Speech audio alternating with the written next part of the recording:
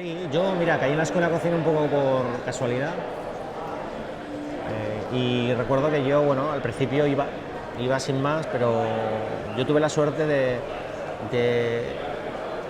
tener alrededor compañeros que sí estaban tremendamente motivados, ¿no? Y su pasión, de alguna manera, me la consiguieron contagiar y empezaron a... Claro, yo estaba fíjate, con chavales que realmente sí tenían vocación y ellos llevaban libros y revistas y empezaban a hablar y hablábamos de cocineros que yo ni siquiera sabía ni que existían. En aquel momento, lógicamente, estamos hablando de los años 80, pues lo que estaba en auge era la cocina francesa, los grandes cocineros de autor en ese momento.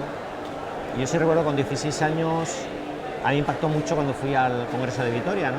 Congreso Cocina Autor, porque para mí un cocinero era un intérprete, una persona que ejecutaba recetas, era un artesano que hacía las cosas y de repente empiezas a ver que no, que hay otras personas que no solamente ejecutan, sino que crean, y no solamente crean, sino que están dentro de lo que es un estilo y de alguna manera muestran su forma de entender, de estar en el mundo, incluso de vivir, y para mí aquello fue un shock. Y en ese momento sí me entró hambre de conocer, ¿no? Y es cuando ya realmente me tomé muy serio eso de poder visitar casas, hacer estas y poder colarme en cocinas que realmente me pudieran aportar una visión mucho más amplia de lo que hasta ese momento me estaban enseñando en la escuela, así lo recuerdo.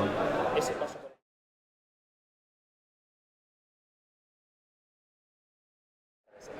Bueno, fue una época maravillosa para mí. Date cuenta que yo cuando caigo en el Bulli era un restaurante pues que le costaba realmente mucho llegar al público, ¿no? Ellos estaban con más esfuerzo y pasión que otra cosa tratando de consolidar su oferta, ¿no? Y a mí, por ejemplo, una cosa que siempre me impactó mucho fue, y siempre a veces lo he contado, ¿no? Los valores que había allí. Allí, te digo, las cosas no eran nada fáciles. No era el Bulli que estaba lleno, que abrían el libro de reservas y en 24 horas se llenaba el Bulli, sino que era una época donde venían muy pocos clientes. Y Ferran, por ejemplo, tenía muy claro que la línea era la de la creatividad, había que hacer innovación, había que apostar por eso y a nivel de cómo ejecutarlo y cómo hacerlo, a pesar de que no se pasaba bien y que realmente era un restaurante que estaba siempre en la cuerda floja, precisamente porque no trabajaba mucho. Ferran era implacable con respecto a la calidad de todo. O sea, teníamos que tener el mejor producto, teníamos que tener la mejor manera de poderlo mostrar y la mejor manera de poder ejecutarlo. Era implacable.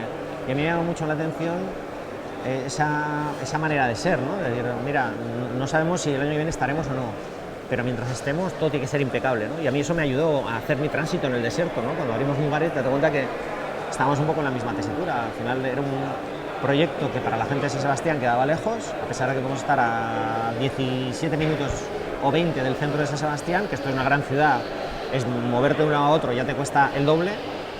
Pues cuando empezó Mugaritz, claro, éramos una cocina inusual, que ya de alguna manera ya daba a entender que no íbamos a estar en el registro de los gustos para todos los públicos, una propuesta que quería ir poco a poco desarrollando una personalidad. Esto te aleja del público mayoritario, pero yo sabía que si de alguna manera estábamos en la línea, teníamos que apostar por esa línea y que era cuestión de tiempo. A mí me ayudó, insisto, mi paso por el Bulli para entender que uno tiene que defender, el primero que tiene que defender sus sueños es uno, porque si empiezas a dar bandazos y te pones nervioso y es muy fácil, pues lógicamente, bueno, acabas claudicando y acabas haciendo otra cosa, ¿no? O sea, mi paso por el Bulli fue definitivo para que hoy exista Mugaritz.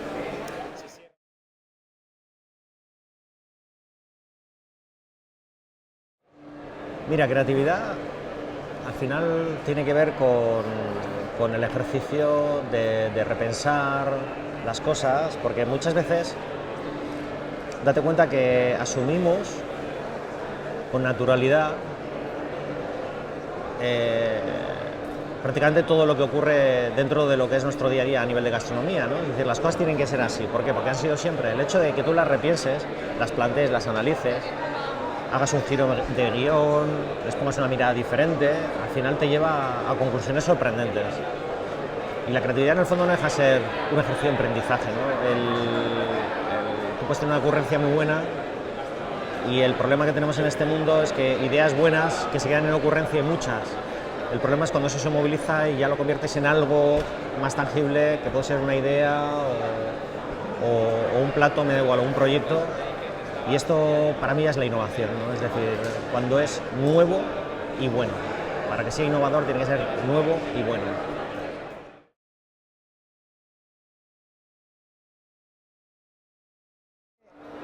Mira, nosotros por ejemplo usamos muchas técnicas creativas, ¿no? Y una técnica creativa normalmente te ayuda a generar una hoja de ruta para poder resolver esas ideas para que se materialicen en algo, ¿no? Pero lo cierto es que nosotros tenemos como varias velocidades. Nosotros tenemos igual idea de poder desarrollar algo. De hecho, estoy recordando algo que este año se nos ocurrió hacer, que no pudimos resolverlo y que seguramente se quedará ahí en stand-by hasta que el día menos pensado, pues porque estás trabajando sobre productos distintos, porque estás trabajando sobre técnicas distintas, de repente ves el enlace y de forma automática dices, concho, esto me podría ayudar a resolver aquella idea que tuvimos igual hace 5 años y que no pudimos terminarla, ¿no?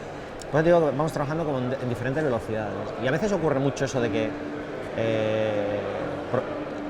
procesos que se han quedado en fase muy inicial tampoco te preocupa demasiado que no se pueden materializar en algo, en un plato o en lo que sea, porque sabes que llegará el momento en que eso se acabe consolidando, ¿no? Pero sí, muchas veces, te digo, tienes ideas fantásticas que no sabes resolverlas hoy. Pero cuando tú estás metido en dinámicas de creatividad, en el fondo manejas mucha información, manejas muchas cosas. Por eso tampoco es demasiado preocupante que muchas cosas se queden ahí, ¿no? En el proceso de maduración, ¿no?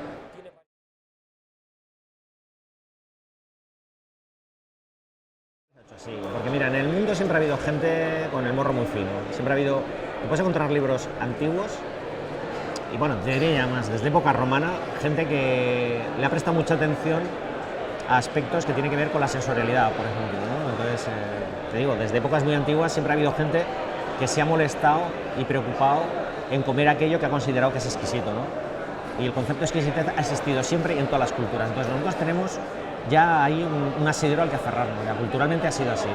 Desde el punto de vista ya particular de lo que es Mugaretz, a nosotros nos interesan mucho las texturas. Siempre hemos hecho una apología a las texturas y date cuenta que todos los productos que están en esa fase inicial de inmadurez, todavía el sabor no es muy nítido, o sea, son sabores rozando la insipidez, para que se me entienda, pero curiosamente lo que no ganan en aroma y sabor resulta que lo tienen en texturas, ¿no? Son texturas muy delicadas, muy sutiles, te puedo decir que únicas, ¿no? Y esto es lo que te encuentras cuando comes un cordero lechal o cuando comes unas setas, las primeras que se cogen aquí en temporada la shisha, es una seta muy pequeñita, ¿no? O porque no nos gusta tanto el caviar, fíjate, no dejan de ser huevas, ¿no? Por textura, básicamente textura, unas angulas o tantos y tantos productos, ¿no? Al final es una paleta de opciones muy interesante y yo creo que incluso, como decía, ¿no? Desde el punto de vista tradicional lo tenemos muy asumido, ¿no? Porque se ha buscado siempre cosas con esas características excepcionales, ¿no?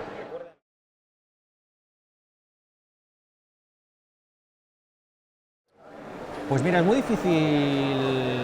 difícil saber cómo será la cocina de un Mugaritz dentro de 20 años, entre otros motivos porque me pasa que cada año, de un año para otro, la sensación es que no cambian demasiado las cosas, de un año para otro. Lo que pasa es que no es cierto.